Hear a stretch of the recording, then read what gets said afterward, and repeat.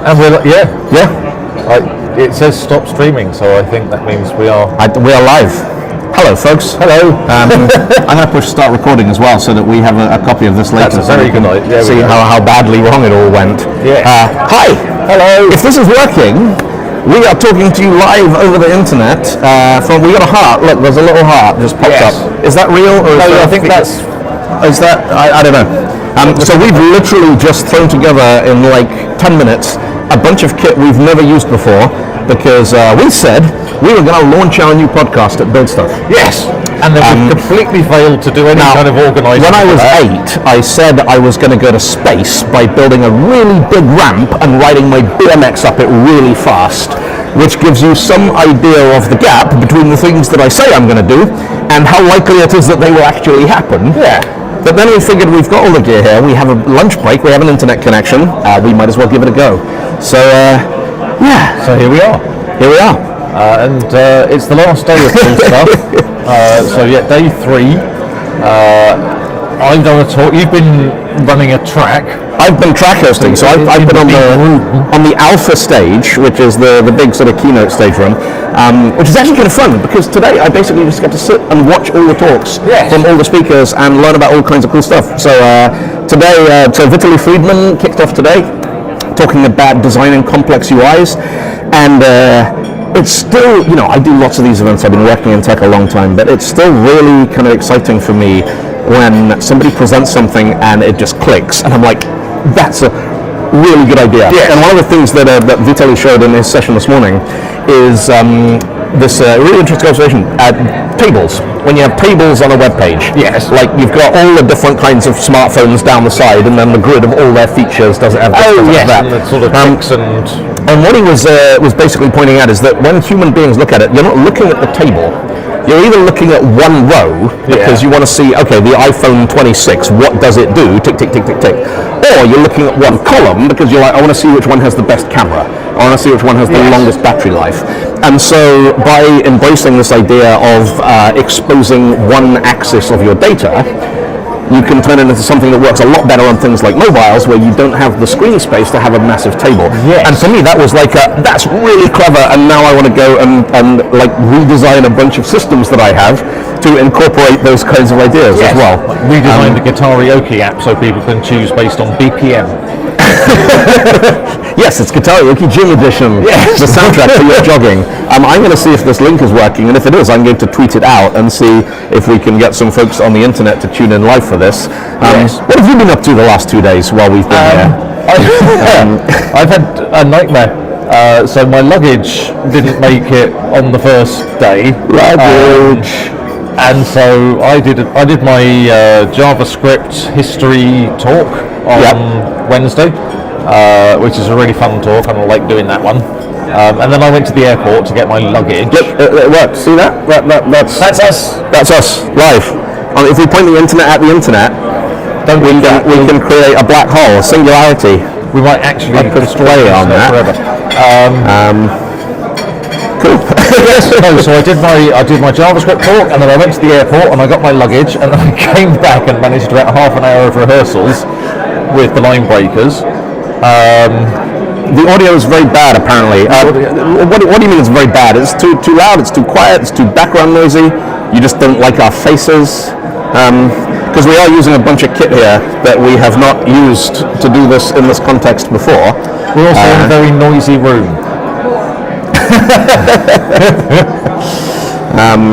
Let's see, maybe we just need to tweak the level. That is coming through very hot. Let me turn that down a little bit. Oh yes. How's that? Is that's looking a little bit. So it's sort of just there we go. Jumping into the orange but not the red. Look at that. Is that better, Sander? I'll test it in production. I don't know. I have no idea what the latency is. We might ask a question and the answer will come through. It's like talking to Mars. Yes. You have to ask the question and then you wait, and then you wait, and then you wait, and then you wait a little more, and then you wait some more, and then eventually it gets back to you. Yes. So I had this theory about like technology is being sent by benevolent aliens from the future to prepare humankind, because Twitter became this broadcast mechanism of kind of getting people used to the idea of asynchronous communication, which is going to be a really big deal when Yeah, it's less loud, but the quality is still bad. Yeah, that's going to be all the background noise. We're in a noisy room. I mean, we could put. I've got things here. We could I'm not sure that's going to make any difference. So this is a brand new mic that we've never actually tried out before. So let's try this. What goes in the monitor? I've dropped the magnetic thing down my shirt again. There we go. I've got a hairy thing now on my body. There we go. 1, 2, 3. Hello. Hello. There's stuttering. There's crackling. Like it's clipping. Okay. That'll be right. We're going to try an still. experiment now. We're going to try and what do I need to do? That says screen lock. Press the power button. Press the power. This thing has a power button? I didn't know it had a power button. Oh, it's so much fun. Isn't it just? So you see, this is the thing. We could have spent this this little interlude here testing all the equipment, but then we would never have done the podcast because this is. There we go. Look at that. So now I think I should be able to. Did that do anything? Did that do anything? It's locked. There you go. It's locked. I can see a little padlock appearing and disappearing. Okay, so cool. The padlock's disappeared. So that's unlocked. So what we should be able to do with it now is all right. So that's fine. That's let's knock the gain on that one down by 6, and let's go to the other side, and there we go. And we'll knock the gain on that one down a little bit, and I think that's as good as we're going to get. Yeah. Okay. But so we've got somebody here off to the side is actually. So we can actually we have a volunteer here live in the studio who is literally listening in and tweaking the sound as we go along. Yes. Welcome, Jack Deeth, feedback man. I think that's better. Is that better? Okay, It sounds good. better now. Sounds Look better. at that, optimize in production. Yep. No, and Sam that's also much says better. that's much Oh, better. amazing. Yes. See? Now what we need to do is remember what we just did because we're going to have to do that again. -6 on the thing. Yes, -6 on the thing. All right, that's cool. Awesome. Excellent. Right, I was going to tweet the link to say that we are live from BuildStuff. And then I spent all day yesterday primarily trying to learn the bass line for Love Story by Taylor Swift. Because we had the Line Breakers gig last night, which was brilliant. And there was us and Bagheef and Heather and Eli, and we had Kevlin and Max as a sort of guest singer. So guitarist. Max used to play bass when we did, because Line Breakers has been an international chaotic musical project for. Yes. Someone said to me last night, they said, when did Line Breakers start? And I was like, you're asking me to pick a date when there wasn't Line Breakers before that date, and the day after there was. I mean, I guess there was a Line Breakers when Bagheef joined you for the first time. So what I quite liked is Eli then rephrased the question as, what was the first date on which the answer to the question, is there Line Breakers, would have been unambiguously yes? Yeah. And I'm like, that's probably about 5 years or so. Yes. I was kind of at the point when there was you and Bagheef and Dom. Yeah. And possibly Hannes. Yeah, well, we did a couple. The first thing we ever did as the Line Breakers, Todd Gardner chose the name. Yeah. Because we didn't have a name, and he needed something to put on the website for PubConf. Because we did a full band show. That was when you had a drummer. Yeah, we had Gerard drumming for us, and my mate Richard was playing bass. Yeah. And that was kind of fun. So that was going back about 5 years. But then Bagheef and I used to do lots of stuff in Russia. Yes. And Max lived in Russia and played bass. So he played bass with us in Siberia and in Moscow and in St. Petersburg. And one fun thing we had there is we turned up and they said, we got you a drummer. And we're like, what? Like, okay. And we had no rehearsal time, nothing. And this guy Misha just turned up, phenomenally good drummer, didn't know our set. Didn't speak very much English at all, so we were translating everything through Bagheef into Russian. And then he just gets up behind the kit, and basically we gave him the playbacks in an earpiece, and he was just playing along to what he could hear, and we played along to him, and it was fun. It was really good. And they just kept cranking the volume up and up and up till the whole stage was shaking. I got some very nice feedback from Max last night, because obviously as a bass player, he was I think it's fair to say he was concerned about my bass playing based on the rehearsal. And I did explain to him just before the gig last night, I have only been playing this thing for a year, so just, And then afterwards, he said, you played very well, you missed a couple of bars in rest. And I'm kind of like, if that's actually the only thing you're going to sort of say I got wrong, that's really, really good. I'm going to take that and I'm going to keep it. But it is, the challenge of coordinating a show when the band don't even live on the same continent. So opportunities for rehearsal are... yes. Yeah. Anyway, so that was fun. So no, it was fun. And then, today I woke up at 11 o'clock. And I've just been fixing my slides because I got another talk this evening. So I'm track hosting. So basically my job this week is to sit on the alpha stage, introduce the speaker, sit and watch their talk, moderate the questions, which is kind of hard work, but it's also kind of fun. And are you doing the closing keynote? I am doing the closing keynote. I thought you were. You called that one right. I did find out on Saturday. Right. Because Dylan was on the website as a speaker, but in the agenda there was no Dylan talk. And there was only one gap. There was closing keynote, super mystery to be announced thing, and I'm kind of like, so Dylan, you're doing the closing keynote? And he went, I don't think so. But yes, he is. No, it's going to be fun. It's about typography.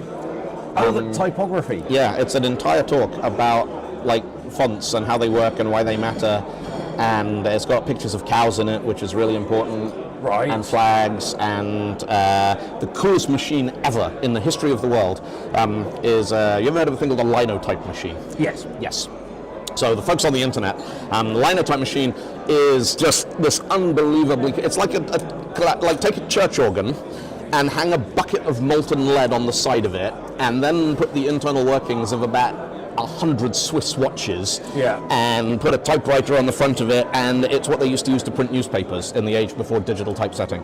And the real tragedy at the moment is that all the linotype machines in Europe broke during the pandemic, and there's only one guy who fixes them. And he's based in Switzerland, and he has a backlog. Yeah. Because it's kind of like, so there's one in the Deutsche Technik Museum in Berlin, which is really cool. And if you ever go to Berlin, go to the Technical Museum, go to the print shop. The guy who runs it is awesome. And they've got a linotype machine there. And I went there a couple of years ago, and I have a linotype slug. So this is a real piece of actual type. Cast in printer's lead. You just tap, tap, tap on the keyboard, then you push a button, and it makes you this thing, which I'll hold up to the camera so the folks on the internet can see it. So this is just molten lead. And the idea was that you'd make a whole bunch of these, and you'd stack them up, that would make you a column of newsprint. And you'd stamp that into wax, or like a printing wax thing, and then you'd pour lead into the wax. That would give you your plate. And then these just go back in the hopper, and you melt them, and they go round and round and round again. That's how newspapers got printed. But that one is currently out of commission because the guy from Switzerland took 3 months to come and look at it and went, yes, you need a part. And you can't get parts. The only way to get parts is to find someone else somewhere in the world.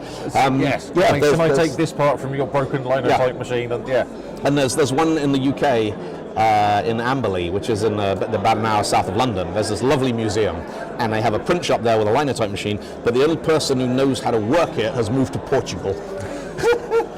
And it's like, this used to be like the whole printing apprenticeship thing. In the 50s and 60s, you would go and you would sweep up the floors and everything, and after 2 years, they would show you how the keyboard worked, and after 5 years, they'd show you how the magazines worked and how the distributors worked, and after 10 years, you'd be allowed to drive the machine yourself. Yes. And no one does that anymore, so it's a dying art, and it's a shame because they're amazing machines. All this stuff is getting lost, and when that guy who can repair linotype machines dies or retires, or a linotype machine falls on him or something, that's it. There's a documentary about it on somewhere, internet, Netflix, wherever films happen. And there is a guy in the States who's basically running like a linotype academy. But it's that niche of people who, because there's no money in it, like no one is ever going to make a living running linotype machines. There's one artisan studio that will linotype your wedding invitations and stuff. So it's that kind of niche boutique market. And he's running an academy where people can actually go and spend 6 weeks learning how to use the machines and stuff. That's quite cool. But it's one of those many, many ways in which we were so ingenious because the technology wasn't good enough to just do it by magic. Yeah. And so we had to solve it with technology. Yes. And it's like the whole, the Douglas Adams, Arthur C. Clarke, any sufficiently advanced technology. So Clarke was any sufficiently advanced technology is indistinguishable from magic. Yes. And then Douglas Adams had this quote about technology is the stuff that doesn't work. Yes. Because when it works, it's just stuff. It's one of the things I liked, the sort of Discworld books, Terry Pratchett. Yeah. I think Moving Pictures was probably the first one where they started to get technology instead of magic, because they already had magic. Yeah. But the wizards controlled it and were generally incompetent buffoons. So this is the whole thing. Moving Pictures was the Hollywood one, wasn't it? Hollywood, but then there was Going Postal. There was one about money. Making money, raising steam, and the newspaper one. And the newspaper one. Yeah, the newspaper one's the one I remember.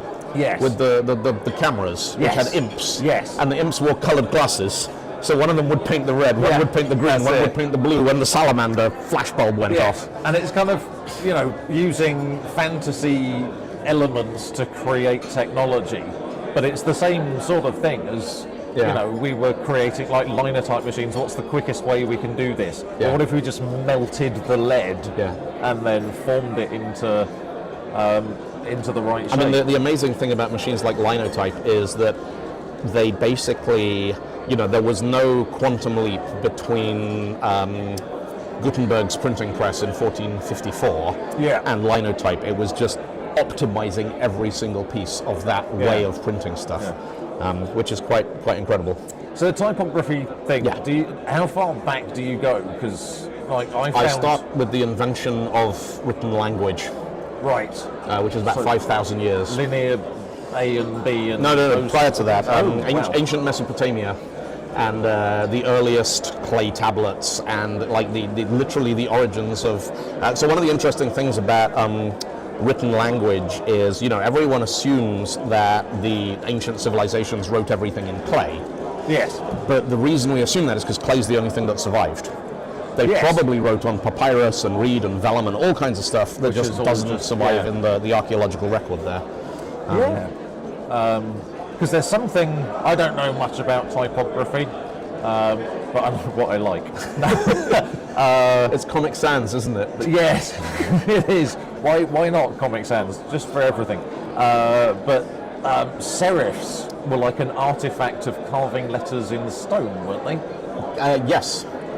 So there's all kinds of weird details that emerge. So serifs are, it was very, very hard to get like a block corner when you were chiseling something. So it was easier to kind of chisel across the top of the T and then chisel down from it and then kind of round the corners a little bit.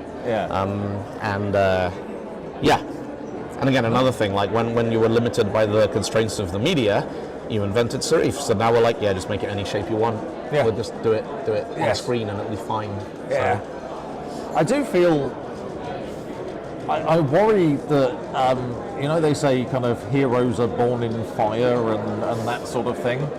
I worry that we've made the world too easy. And so humanity is going to become soft. So here's an idea. I have this vast backlog of ideas which I will never do anything with because I'm just too damn busy. But I had this really weird idea. What if like let's say that NASA point one of their the James Webb Space Telescope goes, there is a pulsar. I'm sort of hand waving science fiction-y plot point here. There is a pulsar that is going to pass through the solar system a year from now. Yeah. And when it does, it is going to bathe planet Earth in electromagnetic pulses for a week.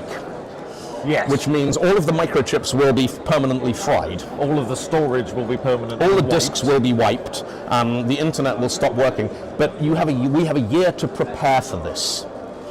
And there's a certain amount of stuff you can put underground and you can radiation harden it so it'll still work afterwards.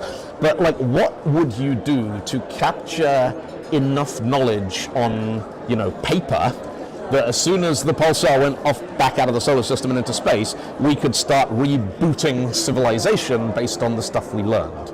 Because we could probably get rid of JavaScript. We could write and other things. Like there were these things called web browsers, and they ran Lisp, and it was beautiful. Yes. And we could put the Lisp in there with the HTML spec and everything, and just bury that, and then evolve Emacs into a web browser. But yeah, no, it's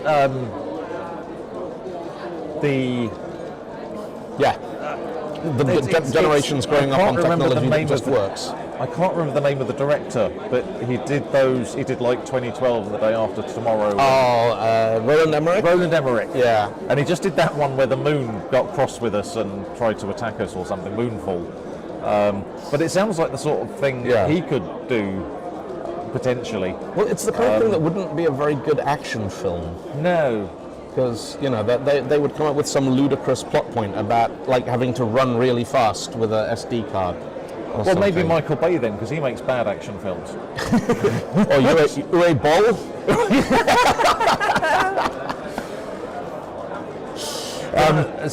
It's definitely an interesting idea. Yeah, it's the sort of thing you want to go find a writer and just go, here's a plot, and I know you don't need me to give you a plot, but I would really like to read this book. Yeah.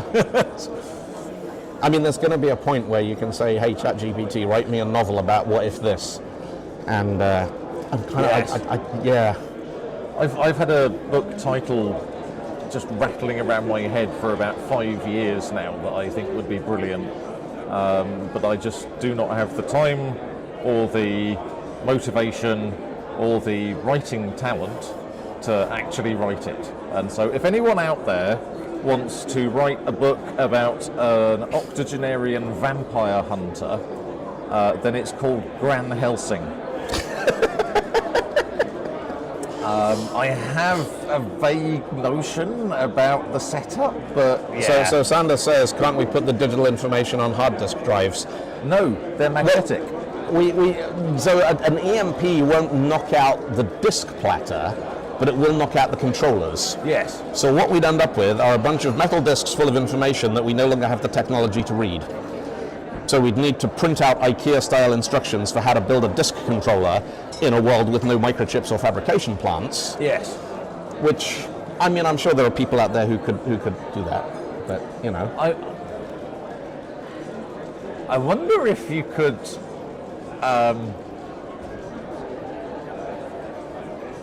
Create punch cards. Yeah.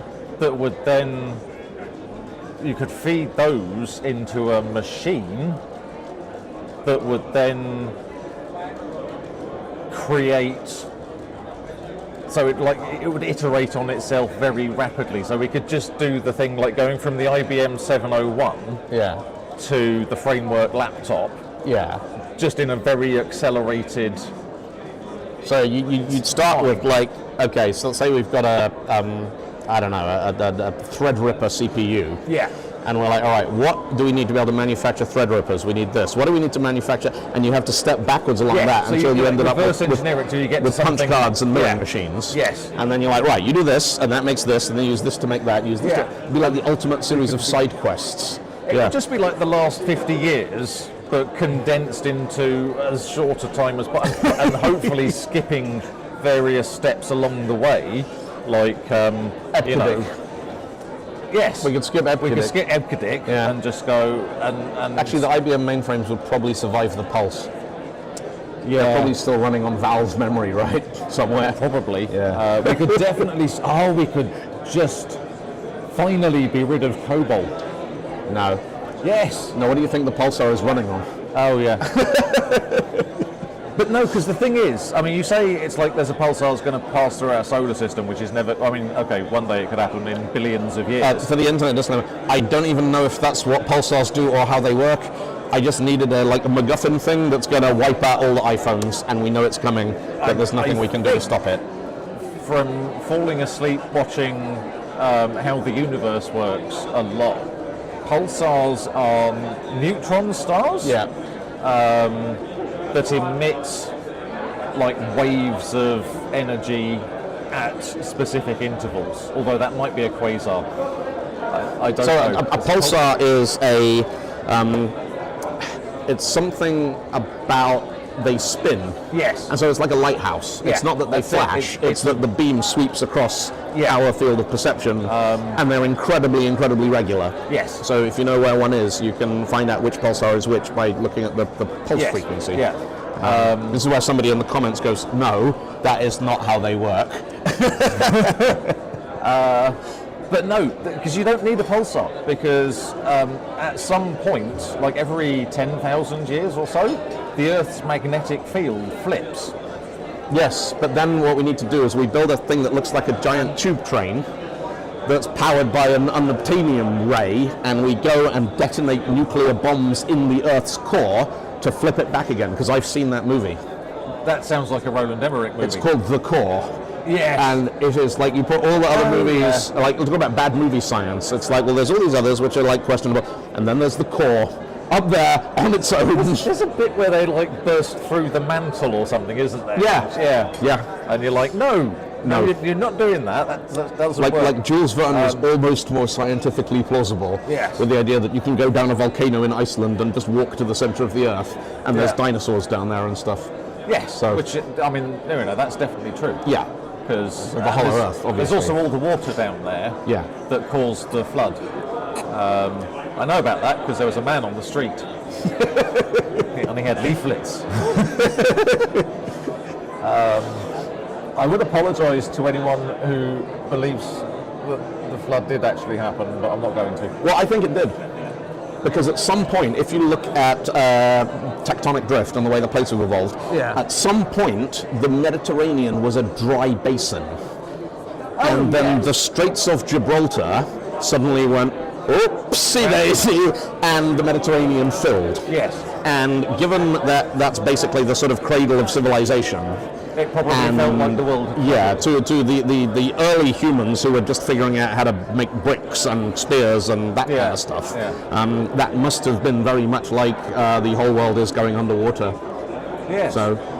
So yeah, I can believe that there is a viable myth for the story of the flood and Atlantis. Yes. Basically, like water come up, okay, put that in the folklore and then we'll spin it different Yes, ways. yeah. So, hello, welcome to Theology and the Lost City of Atlantis, live from BuildStuff 2023. Oh, there's a Netflix show about this guy who reckons all the archaeologists in the world are wrong, and he's right, which I can respect. But he basically says that there was a technologically advanced civilization, and we've just forgotten about it. And it's one of these, he's kind of going on about, there's pyramids here and there's pyramids there, so they must have been communicating with each other, and that would mean The pyramid being a notoriously complicated device, Yes, which would have to be copied, because Yeah. how's anyone ever going to think of that I mean, on their own? they form naturally. This was something I saw this week. So part of the point of this podcast is when we see interesting things during the week, then we can do the podcast and go, I saw this thing. Sphinxes Yes. form naturally. Sphinxes or sphinxes? What's the plural of sphinx? Sphinxes. Sphinxes, all right. But yes, no, they're a natural formation. They're caused by erosion. So you have a rock, Yeah. and the wind blows at it in a certain way, and it sort of leaves the main sort of base of the rock, and it Yeah. just gradually erodes around here until you get what looks like a body with a head on it, and then that's the quite good. ancient civilizations just came along and went, that looks a bit like an animal. Let's draw a face on it. Let's carve a face on it. So basically, No, the nose. going around Stockholm drunk with a pocket full of googly eyes and sticking them on all the stone lions Exactly. is just channeling an ancient tradition of drawing faces on the stone same cats that primal we found. urge that our ancestors had. Yeah, But yes, and pyramids form naturally as well. they do. Mountains. Yeah. Glacial carving. You get a glacier goes this way one ice age, and then it goes that way the next ice age, and then it goes this way the next ice age, and you end up with really quite straight-sided natural formations. And then this guy comes along and goes, well, clearly this was carved with space lasers. It's one of those things. It's completely mad. and he just makes assertions and expects you to believe him, but it's just really entertaining to watch. I have another video off Amazon Prime. I can't remember what it's called, but it's just a bunch of people just matter-of-factly talking about the fact that a lot of Nazis escaped and built a base on the dark side of the moon. That's called Iron Sky, and it's not a documentary. But it is a really fun film to wind people up with. And you ever play the game where you make trilogies out of films that are unrelated? Yes. So, like, you find someone who's seen Iron Man, and you're like, oh, did you know that they made two more? They made Iron Lady and Iron Sky. And you see how far they get into the biopic of Margaret Thatcher before they realise that Robert Downey Jr. is it's either Meryl Streep or Glenn Close. Oh right, yes. The whole like Hollywood, it basically has two of all their actors, so if one of them dies, they can get the other one to fill in. But yeah, I'd love to know how many people sat down to watch Iron Lady thinking that it was like the Supergirl to Superman for Iron Man, and got into it and like, I don't think Iron Man's going to turn up anytime soon. And then I think Iron Sky might not be a team up. But no, so okay, Iron Sky is that a fictional film about the Nazis building a base on the moon? Yes, it is literally a fictional film about a Nazi moon base on the dark side of the moon. A perfectly serious conspiracy theory film where they've got talking heads. No. And they just assert these things. They don't go, oh, we've got evidence. There's zero evidence. They just go, yeah, no, it's obvious that the Nazis built a base on the moon and that we've actually been to Mars. You know Brandolini's law? It takes an order of magnitude more effort to refute bullshit than it does to create it. Yes. Which is, if it costs you 1 unit of effort to say there are Nazis on the dark side of the moon, to refute that, you're like, well, I need to do more than just say it's wrong, because you just said it's right, and then we're doing the same thing. I actually need to get pictures of the back of the moon and prove that there are no Nazis there. Yes. Yeah. But no, I sometimes think of becoming... There's a lot of people on the internet who are like pushing conspiracy theories, or just being really unpleasant, actually, in a lot of cases, and they seem to be doing very well out of it. Hello, Kevlin. Do you want to say hello to our podcast? We're live on the internet. We've got Kevlin Henny. Hello, podcast.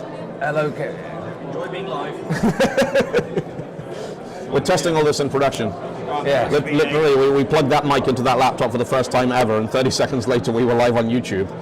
Awesome. Right, I'm just going to sit here and be an actual in-person, non-virtual. So no, it's been a blast. We're here at BuildStuff talking about Atlantis, the theory of the flood, Nazis on the moon, naturally occurring pyramids. Do you know about the naturally occurring nuclear reactor? No. In Gabon, in Africa, about 80,000 years ago, there is a uranium deposit in a geological formation, which meant that rainwater acted as a natural moderator and started a stable fission reaction. And they found the fission byproducts, and they're like, this shouldn't be here. This stuff is only supposed to be found in nuclear reactors. And I went, yeah, actually, we think that we've got a naturally occurring nuclear reactor here. So yeah. That's brilliant. But see, that's the sort of thing where this guy will come along and go, clearly built by Atlanteans or whoever Space he lasers. thinks they, and space lasers.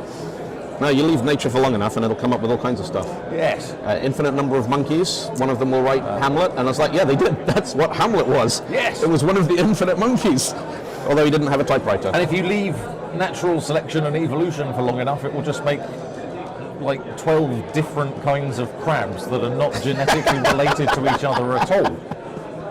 There's just so many things have evolved into crabs. Do you know about the samurai crab? No. There's a species of crab that lives in the waters around Japan, like the islands of Japan, that the fishermen who would catch them, if the crab had a marking on its shell that looked like a sort of samurai war mask, they would throw it back because it was bad luck to eat them. Which meant that the crabs with the masks on them survive and breed, whereas the others get intensively fished. And so over the course of like 300, 400 years of this, basically all the crabs now have got samurai masks on them. So that's kind of, it's natural, well it's not, because it's artificial selection. Yeah. It's like the, like dogs. There was, I think it was a Russian scientist who was experimenting with foxes and trying to domesticate foxes, and so every sort of litter he would take the ones that acted the most domesticated and then breed from them. And in a very, within this guy's lifetime, within a very short space of time, they started to physically change their appearance, and they started to get floppy ears and change colour and look more like dogs. Because the thing I found really interesting was until we started getting the genomes of various creatures and sequencing the genomes, we thought that some dogs had evolved from wolves and some dogs had evolved from foxes. Because it makes sense. The big dogs obviously evolved from wolves, and small dogs evolved from foxes. And it was only when we did the genetic analysis and we went, oh no, actually Chihuahuas and Shih Tzus and Pomeranians, they evolved from wolves in about 10, maybe 20,000 years. We managed to select. Turn a wolf into a Chihuahua. So, yeah, how do you do that? Turn a T-Rex into a chicken. And a T-Rex into a chicken. But yes. So in my headcanon, all seagulls still carry the T-Rex attitude. Because when you see a seagull land on the chimney of a fish and chip shop and go, to me it's the T-Rex at the end of Jurassic Park just roaring, except it's really mad because it's been turned into a seagull. Yes. So it's depressing that what dinosaurs probably sounded like was just very big seagulls. Yeah. Or chickens.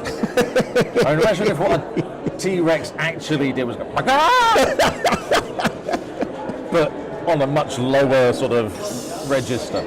Right. We need to start wrapping up. Well, we've got about another 5 minutes, but then 5 minutes after that, I need to go back to the main stage. We've got a brilliant lineup on there. So Guy Royce just did probabilistic data structures using UFO sightings as his sample data set. Yes. You ever heard of a bloom filter? No. I on video. No, it's a data structure. Oh, right. Okay. And a bloom filter is, so the scenario we said is, let's say someone is trying to sign up for Facebook, and you want to tell them if their username is available or not.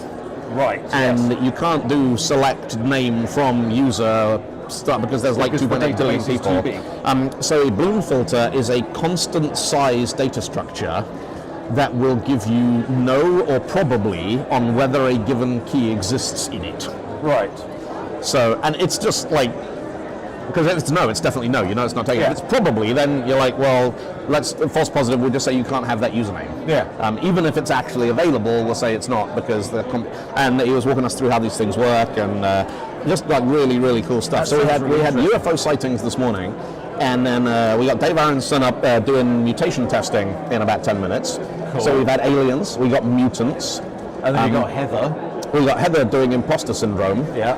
Or Heather talking about imposter. The thing I love about imposter syndrome is that there are two accepted spellings in English of the word imposter. With an O and with an E. With an O and with an E. You look at them in the dictionary, it's like they used interchangeably, which means you can't even write the word without questioning yourself whether you've got it right or not. And that's just so cruel. It's like the spelling of dyslexia or the fact there's an S in the word lisp. Yes. It's like, let's mess with people's heads. So I just remember one of the things where they said we need 5-minute funny talks, and so my entire talk was the title slides of talks I will never do. And one of them was, sometimes it's not imposter syndrome. Which was mean. But no, I can't go to Heather's talk because under my open API in .NET, you're doing it wrong. Talk. So I've seen that talk, and Lambda. every group of people that I have shared that perspective with has recoiled in horror at the idea that they actually have to write their Swagger specification by hand. I know, and it's. But I'm going to keep. The problem is there's a sort of selection bias thing going on because the people who are going to come to that talk either already agree with me. There'll probably be like one person with if there's 100 people in the room, probably one of them will have an open mind. And then there's going to be a bunch of people who are just sitting there waiting for the Q&A at the end so that they can argue with me. Why don't you just skip the talk? Why don't you just put up the title slide and be like, bring it? Yeah. Yes, actually. Why do all the hassle slide preparation? Yeah. But no, so that'll be fun. And then karaoke this evening. Yes, I need to book the karaoke place. Yes. Whose website is all in Lithuanian, so I don't know whether to phone them or find a I'm sure that they will accept You it. get a Lithuanian to do it for you. I think there's quite a few Lithuanians around here. I've One or two. seen one somewhere. I'm sure I've heard somebody speaking Lithuanian.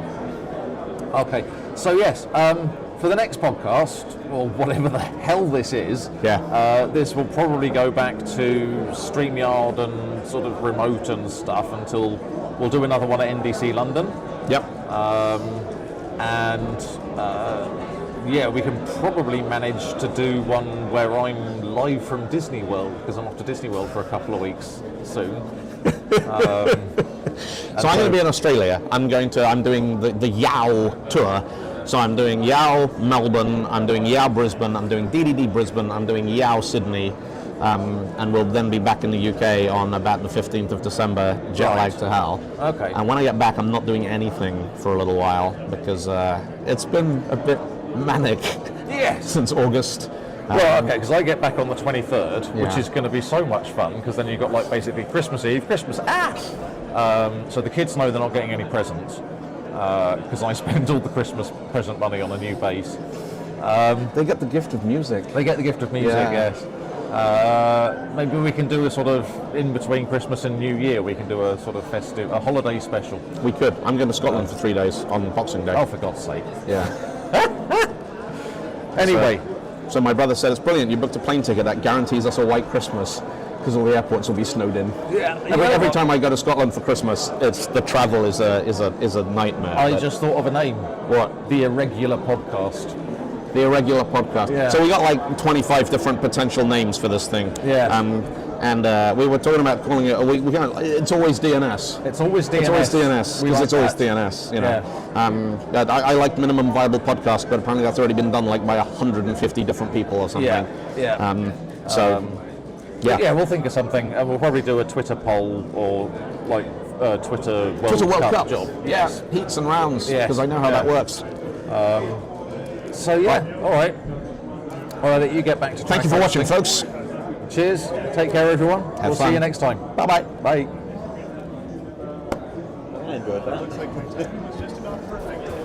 Yes.